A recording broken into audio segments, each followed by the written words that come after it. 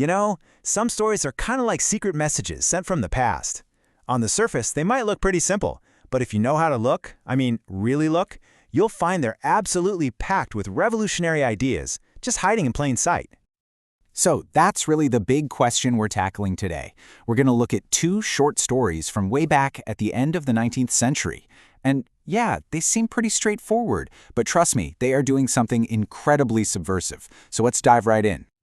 All right, so on one hand, we've got Kate Chopin's The Story of an Hour from 1894. It's about a woman with a heart condition who's just learned her husband died. Then, on the other hand, there's Pauline Hopkins's Talma Gordon from 1900, which is this thrilling murder mystery. Both sound like pretty typical stories for that time period, don't they? Well, they're not. Not at all.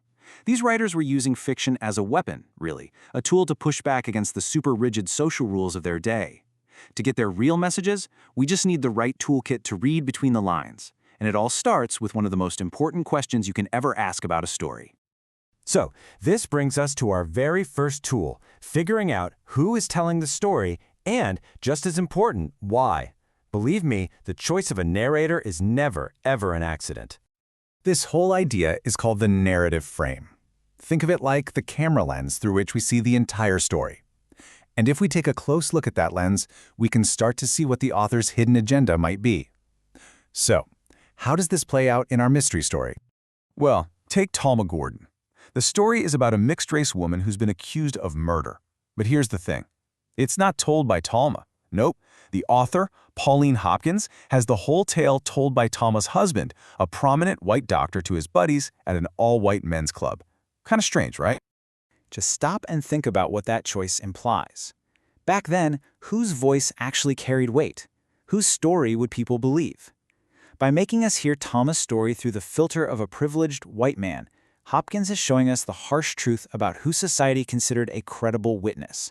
It's an incredibly powerful critique, and she does it without a single word of direct protest. It's just brilliant.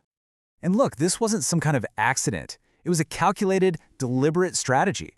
Hopkins was basically using the master's tools, that voice of white male authority, to sneak in a truly radical message about racial injustice. She was talking about the legitimacy of interracial love to an audience that probably would have just shut down if she'd said it any other way. What a brilliant subversive move. Okay, on to our second tool. This one is all about spotting the gap between what someone says and what they actually mean. Yep, I'm talking about the fine art of irony. And honestly, there is no better example of this than Kate Chopin's The Story of an Hour.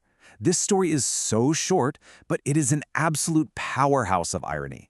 Chopin uses it to launch this just devastating critique of what marriage was really like for women back in the 1890s. So, here's how she pulls it off.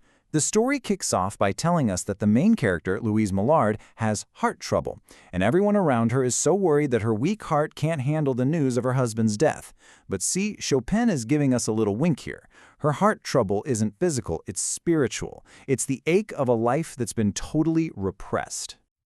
So, when Louise finally gets to her room, all alone, you expect her to just collapse in grief, right? But she doesn't.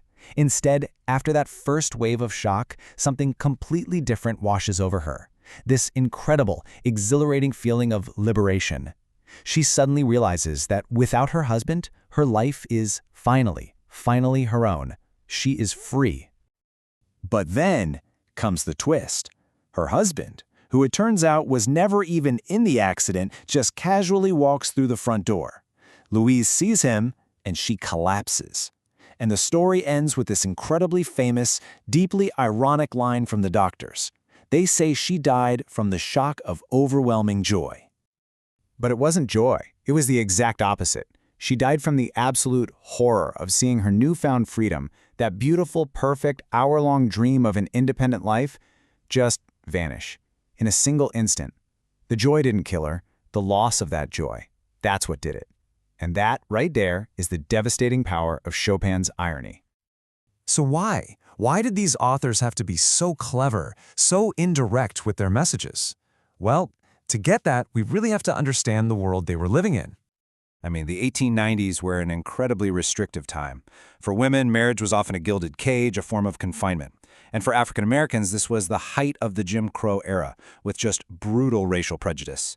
You couldn't just come out and say that a woman might feel happy that her husband died, or openly argue for interracial love. That was radical. It was dangerous. So these authors, they used these subversive tactics because, honestly, they had no other choice.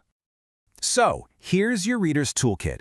This is for you to take with you. The next time you pick up a book, especially an older one, try using these tools. Ask yourself, whose story is this really? Who's doing the telling?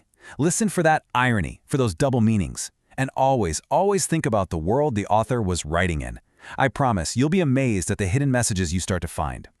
And that really leaves us with one final thought, because this isn't just about dusty old books.